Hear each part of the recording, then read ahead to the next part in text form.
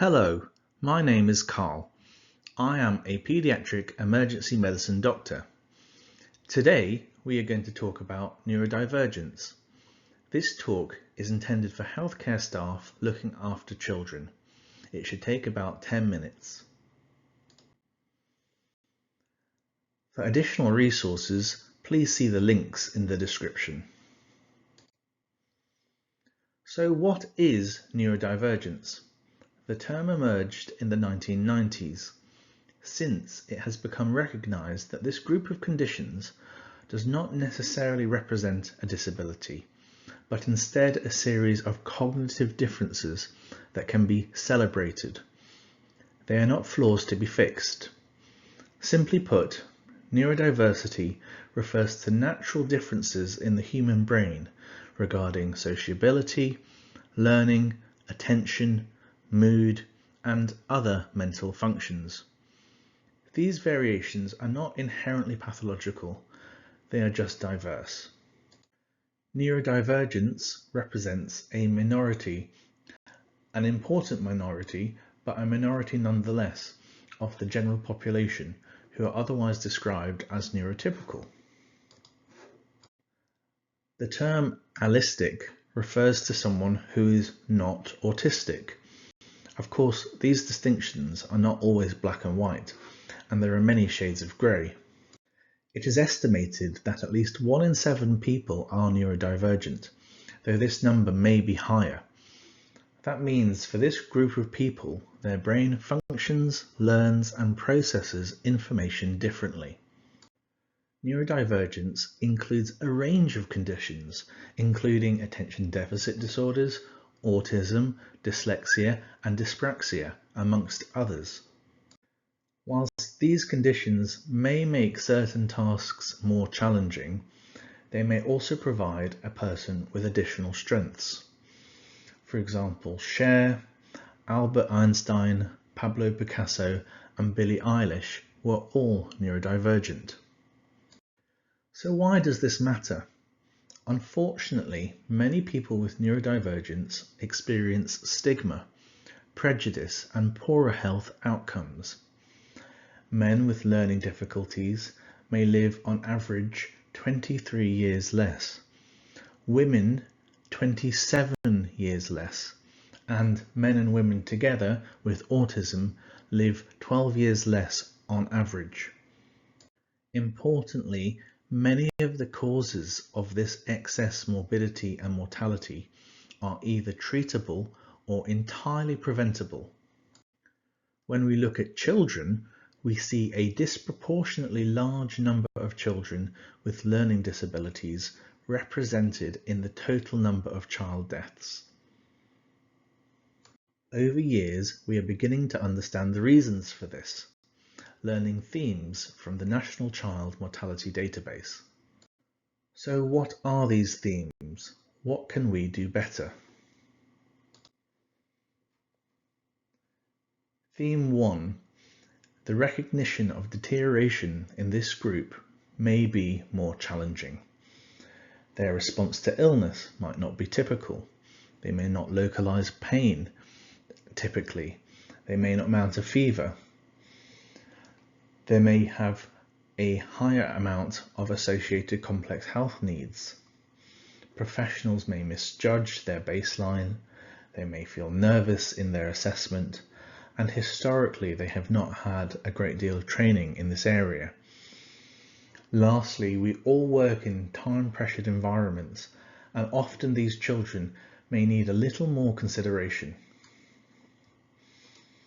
Theme 2. Diagnostic overshadowing.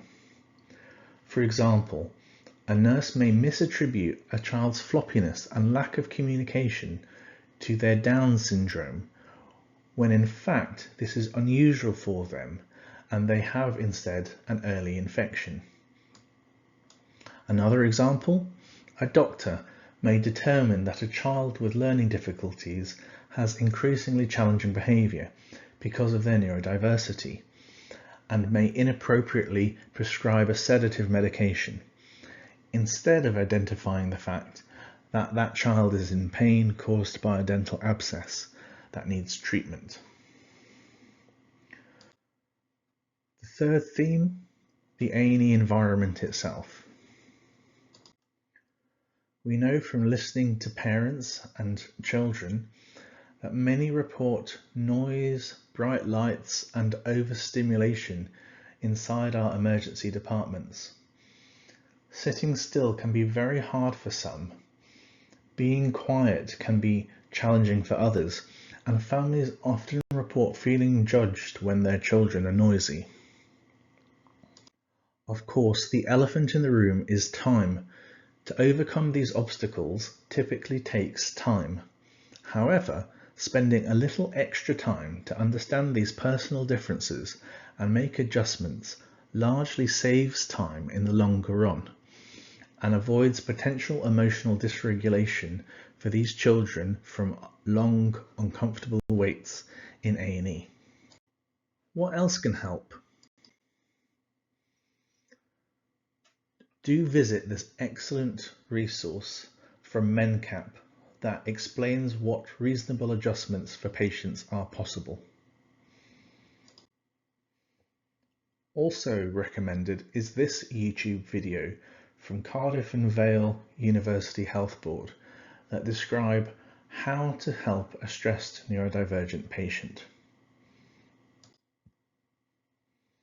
Of course, it's often about communication.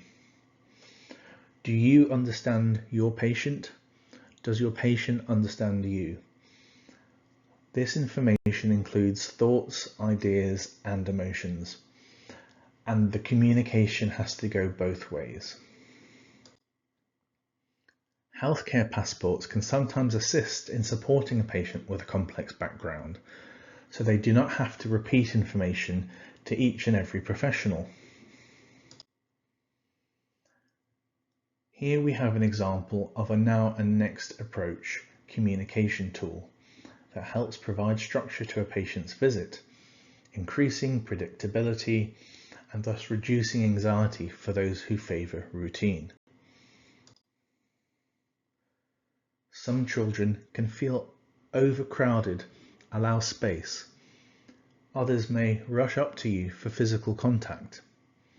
Whenever possible, support their understanding and take a positive approach, recognizing behaviours that support their care. Provide honest praise whenever possible and celebrate small wins as a stepping stone to other, bigger, more challenging tasks. Sometimes identifying a child's special interest can be a helpful conversation starter and distraction that helps prevent them from feeling overwhelmed. An important principle, especially for some children with autism, is having a low sensory approach. Again, there is never one size fits all, but principles of maintaining a low volume, a gentle tone, and a compassionate attitude alongside a low posture can go a long way. Other examples of things that help include self-soothe boxes, fidget toys, movement breaks, and managing the sensory environment. When we speak to parents of children with neurodiversity, we learn that they want to use these communication tools, that they want to be asked about their communication needs. When we speak to staff, they often tell us that they want more training, that they want to know how to provide additional help, that they don't feel confident enough. This is the beginning of a conversation about how we can do better at supporting children and their families with neurodiversity. Thank you for listening. Please go away and consider what you can do to improve care in your departments.